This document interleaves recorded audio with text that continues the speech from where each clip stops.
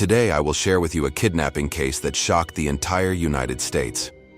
The crime revolves around an 8-year-old American girl who witnessed her family's murder and was then held captive by the killer.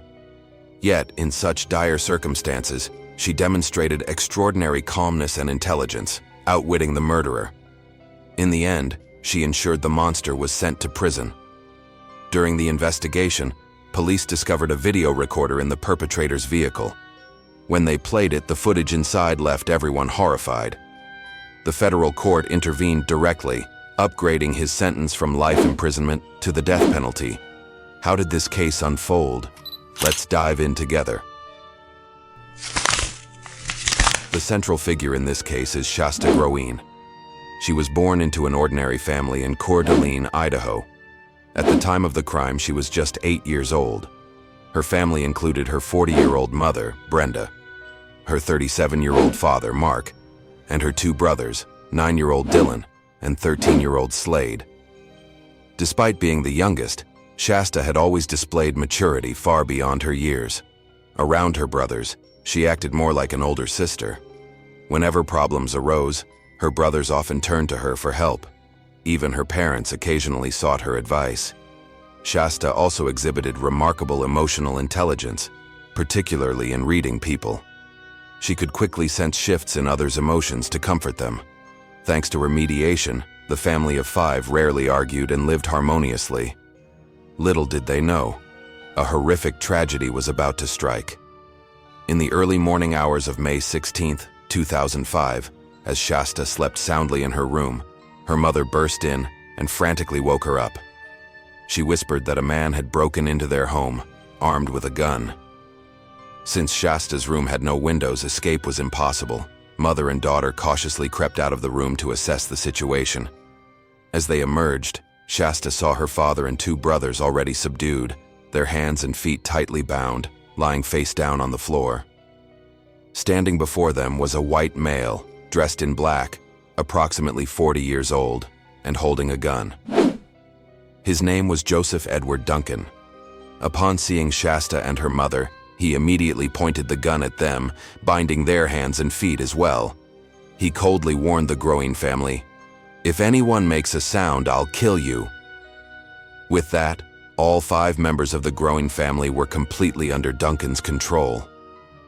However, at this point, they still hadn't grasped the true gravity of the situation, believing that the man in black was simply a burglar after their money. They assumed that once he had what he wanted, he would leave without harming them. But they were wrong. Duncan had no intention of robbery. His plan all along was murder. He surveyed the room, his gaze finally fixing on Shasta, Dylan, and Slade. He paced back and forth in front of the 3 children, as if admiring exquisite works of art. Though all 3 siblings were terrified under Duncan's intense stare, Shasta and Dylan managed to maintain their composure. Slade, however, the eldest, couldn't bear the pressure and screamed. Duncan's expression instantly turned ferocious. Without hesitation, he grabbed a hammer from his backpack and dragged Slade out to the backyard. Mere seconds later, Duncan returned to the living room, the hammer in his hand dripping with blood. Slade's screams were no longer heard. Witnessing this horrific scene, anyone would have surmised that Slade had been murdered by Duncan. Shasta's mother burst into tears, repeatedly crying out, "What have you done to my son?" But Duncan only offered a sinister smile, ignoring her pleas. He then led Shasta and Dylan outside. This time, however, he didn't harm them, only binding them in the front yard. He snarled, "Don't move, don't make a sound, scream, and you're dead." With that, he immediately returned inside. 2 minutes later, Shasta and Dylan heard their parents scream. Following their parents' cries, they saw Duncan emerge from the house, a blood-soaked hammer in his hand. It was clear that Shasta's parents had also been murdered. As Duncan stepped outside, he noticed Slade attempting to crawl back toward the house. Slade was now unconscious, a large gash on his head. It turned out that after dragging Slade to the backyard, Duncan had struck him with the hammer. Believing Slade to be dead, Duncan had gone back inside. Unbeknownst to him, Slade was still alive and trying to make his way back into the house, perhaps seeking the comfort of his mother. Finally, Slade reached his mother's side and collapsed beside her. Witnessing his brother's death, Dylan began to sob uncontrollably. Fearing that Dylan's cries would attract attention, Duncan immediately rushed toward him with the hammer, seemingly intent on killing him. Fortunately, Shasta, who was nearby, quickly managed to quiet Dylan. When Dylan's cries ceased, Duncan didn't follow through, as his objective for this trip was to abduct Shasta and Dylan. Duncan then shoved the two siblings into a jeep and sped off. The following morning, as a neighbor of the Groenes was out for his morning walk, he was horrified to find their yard covered in blood.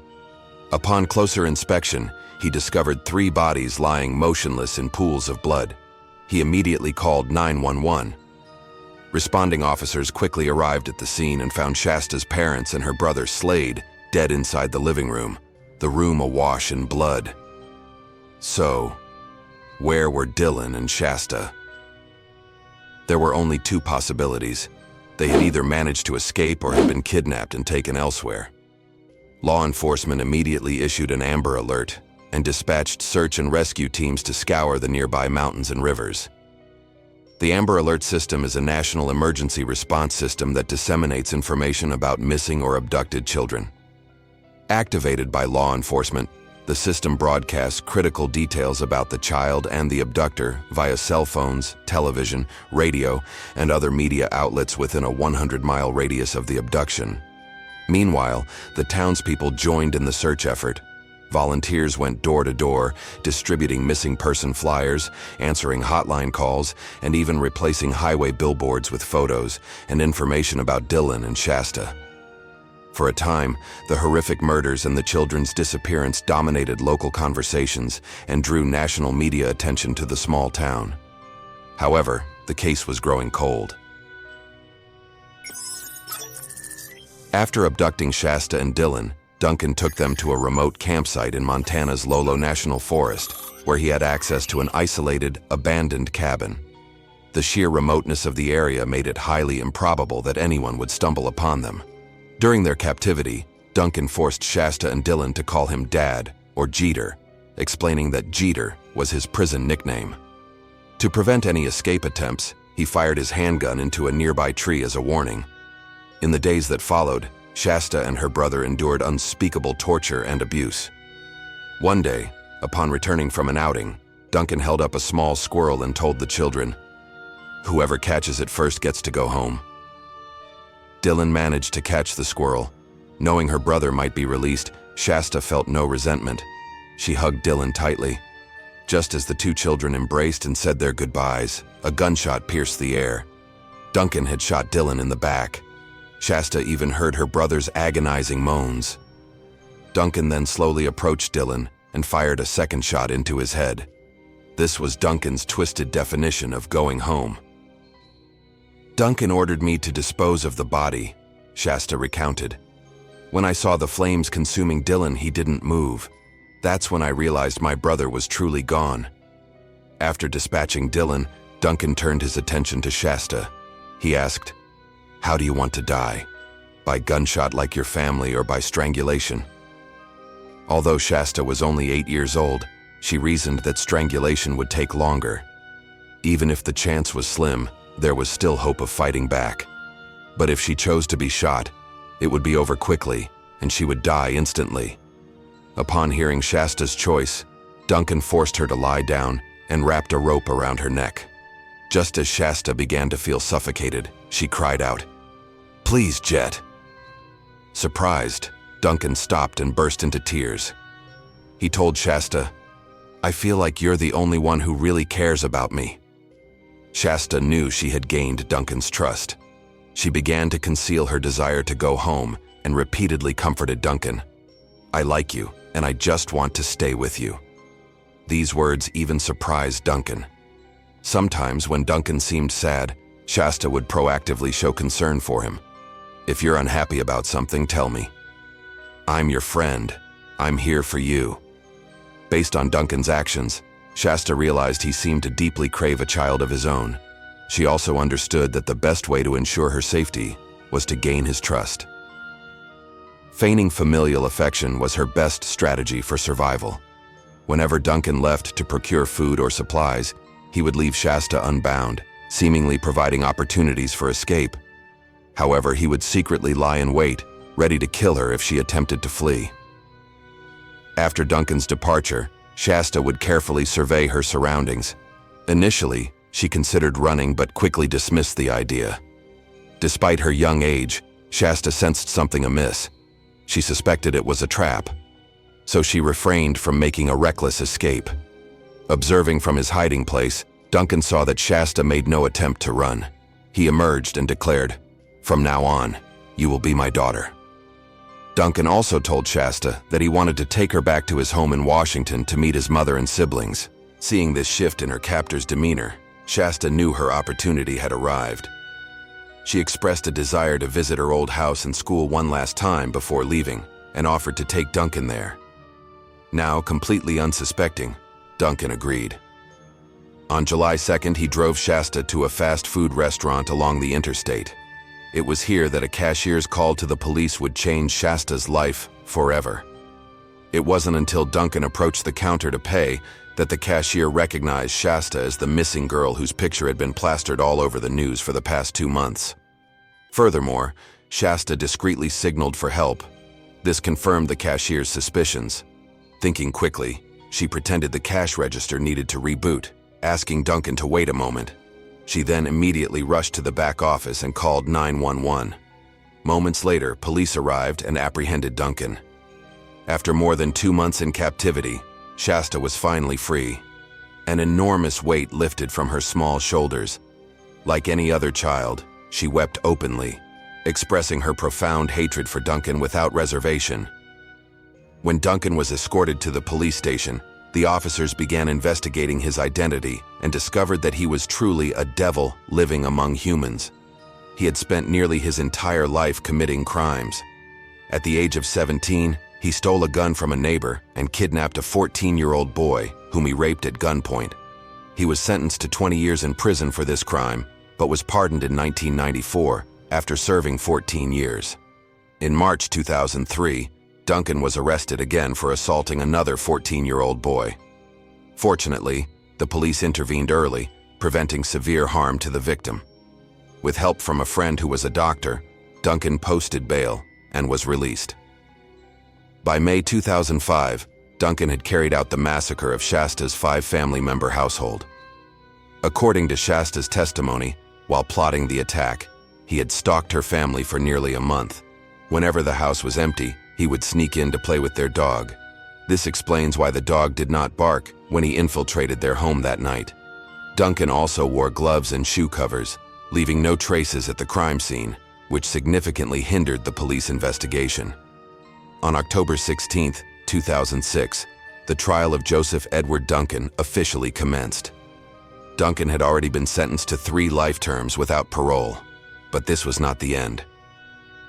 In November of the same year, the court imposed 3 additional life sentences without parole after authorities uncovered 3 further crimes he had committed. Notably, throughout the proceedings, Duncan was required to wear a bulletproof vest by law enforcement who feared retaliatory attacks from the public, a testament to the seething outrage his actions had provoked. Following the trial, Duncan was transferred to a federal prison where he spent over a decade in solitary confinement.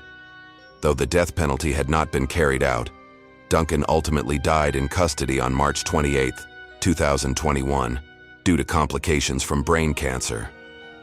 While Duncan faced justice, his victims, including Shasta, the sole survivor of his atrocities, could never be restored. Shasta herself endured profound psychological trauma, a lasting scar from the horrors she survived. After her rescue, Shasta was frequently plagued by nightmares that jolted her awake at night. Both her academic performance and daily life spiraled into chaos. The once vibrant girl had been utterly shattered. She took nearly a year off from school, developed an eating disorder, and occasionally resorted to self-harm as a form of punishment. By age 13, she had turned to alcohol, marijuana, and even tattooing her face, desperate attempts to numb her pain. As she grew older, she nearly lost her way entirely. Had it not been for meeting her husband, she might never have reclaimed a semblance of normalcy. Reflecting on Duncan, Shasta stated, "I've forgiven him. If I hadn't, he'd still be controlling my life. I knew I had to move forward, and today, he can no longer hurt me." What are your thoughts on Shasta's story in this case? Share your reflections in the comments below. We'd love to hear your perspective and continue the conversation. This concludes our coverage of the case.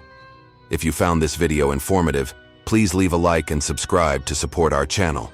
Your engagement motivates us to create more content. Thank you for watching.